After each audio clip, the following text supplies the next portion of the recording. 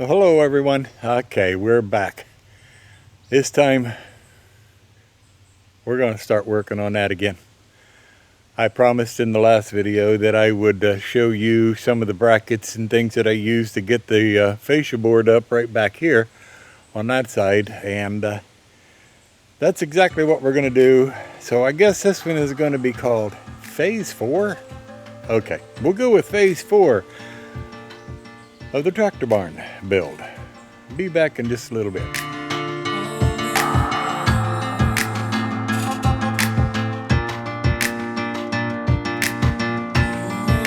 Okay, what we're looking at here is all the brackets that I used.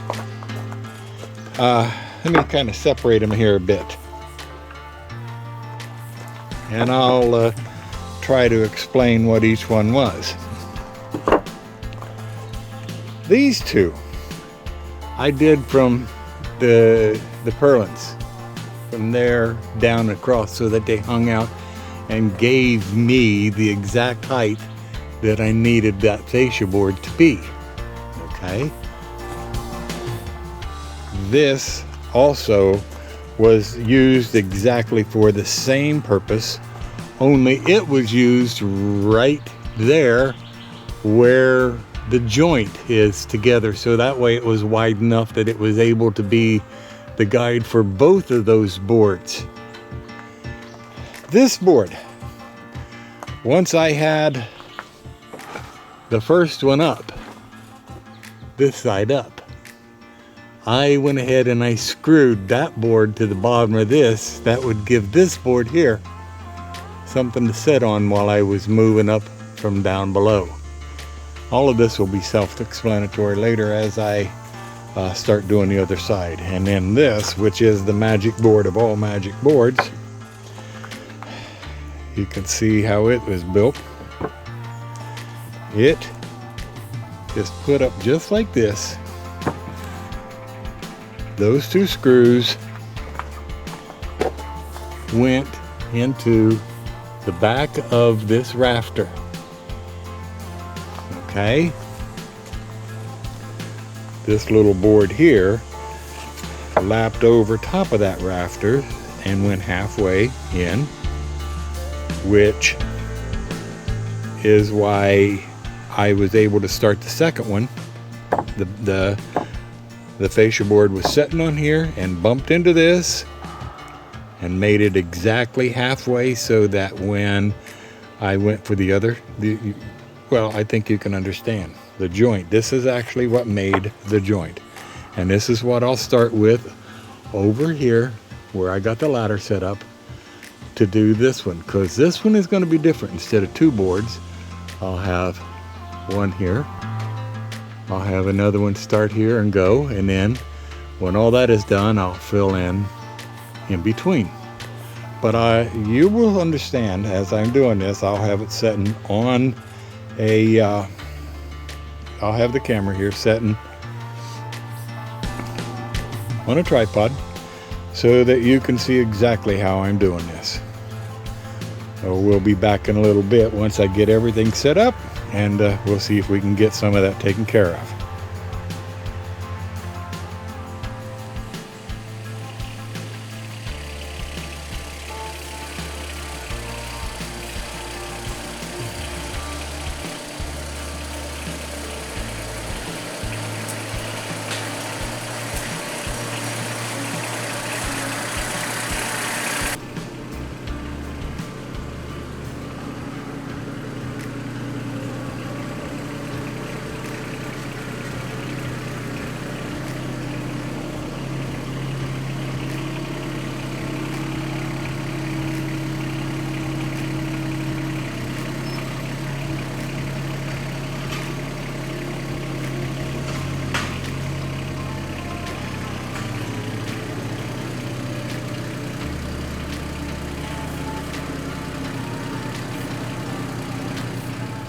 Okay, the very first thing I'm going to do today is set my jigs. This one, of course, all three of these, and we'll get the first one put up. It's fairly easy to do so long as I got a good battery in that and everything the way they're already pre-screwed and everything. So I'm going to set this camera up back here, let it run. I'll probably speed it up when I actually edit it out, you know, to get it a little quicker. But I'm going to try to make sure that it's visible and you can see exactly how I'm doing everything. If you remember, I said this one was the key. And I'm getting ready to mount this up and you'll see exactly why it is so important.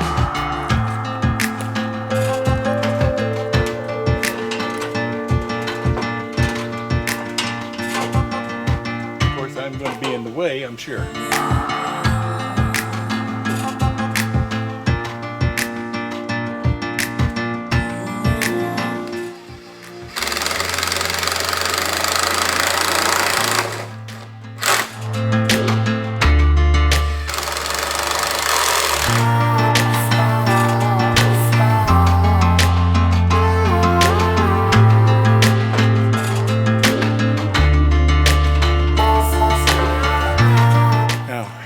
See what that's done is it's given me a shelf to set my fascia board on.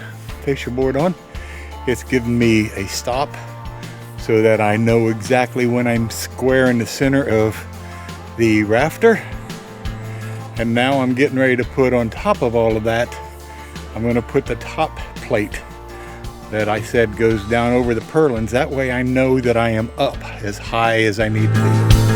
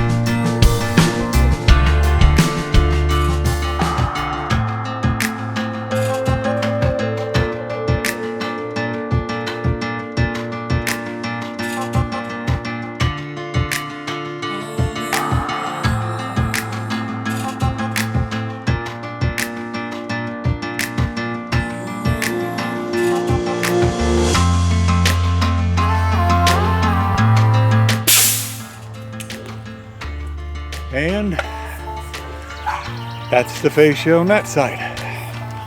Tomorrow, hopefully I'd come out and finish the front and the back, and we'll call this phase 4. Well, it's the next day, and I've already been out here, been busy. As you can see down through the side there, that's the board that we put up yesterday.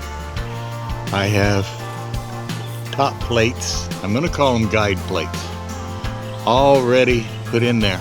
And what have we here? Aha! We have the pre-made fascia plate to be lifted up and put in there. Now, one of the issues that I have thought of, I may have really messed up on this. Maybe. I'm not sure. When I built these,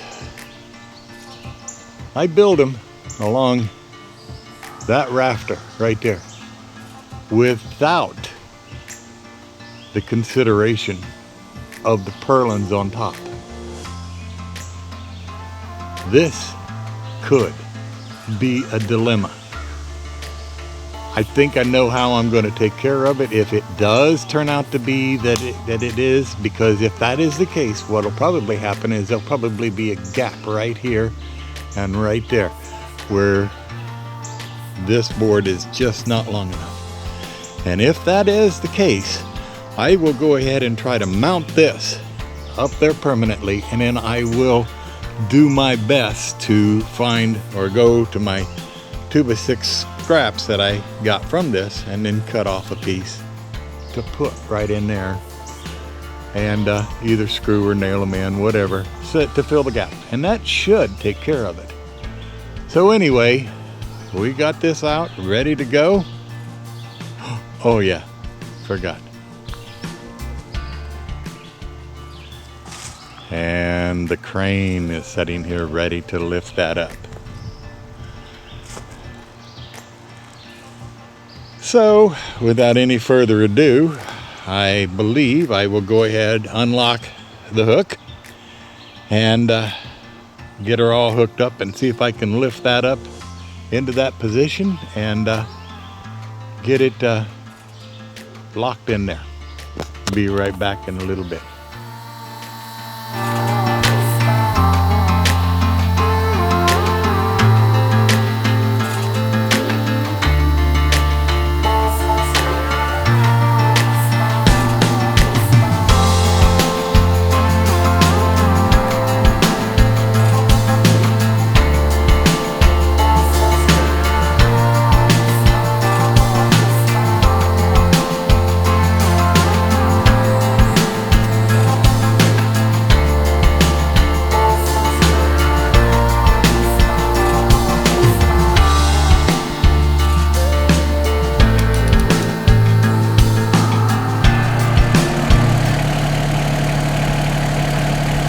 Oh my, could I have possibly done this right? That's a pretty doggone tight fit. And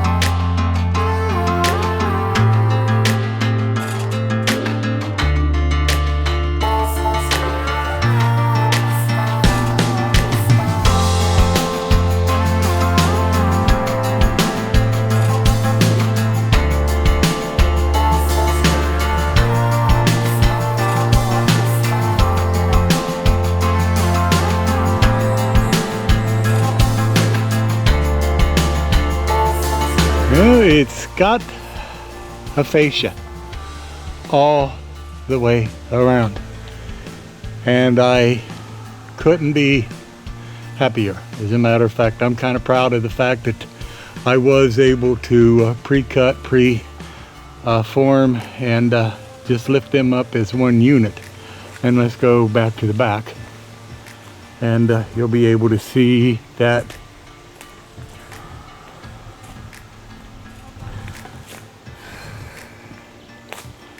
it too is on, and the fascia issue is covered. Now, Mom asked me what I was going to do next, because this basically is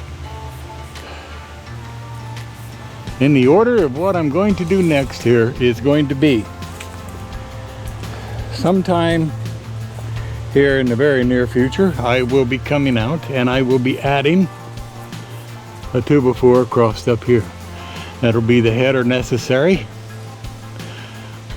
for the man door that has to be put in. Plus I'll also be lining in between all of these so that I have a real good solid foundation as far as that's concerned for the J channel that'll go around that door.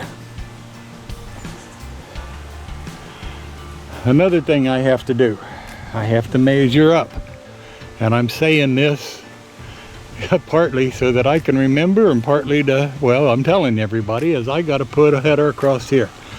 And according to the gentleman that I got the door from, I need to put that header, the bottom of that header, 6 foot 9 feet up off of the finished floor, if I had a finished floor. Now, with that being said, finished floor. I am going to go ahead, dig out this gravel, form it up a bit, and make what I'm going to call an apron across here, so that when that door comes down, it has a good place to seal against. People will tell me I don't need to, I can just use the gravel, but you know, I think if I put the concrete across there, it'll just be better. Let's put it that way. It's just going to be better. And you know, when I'm done with this build, this is probably the last of the major builds that I'll ever do. From then on, I'll be in my workshop.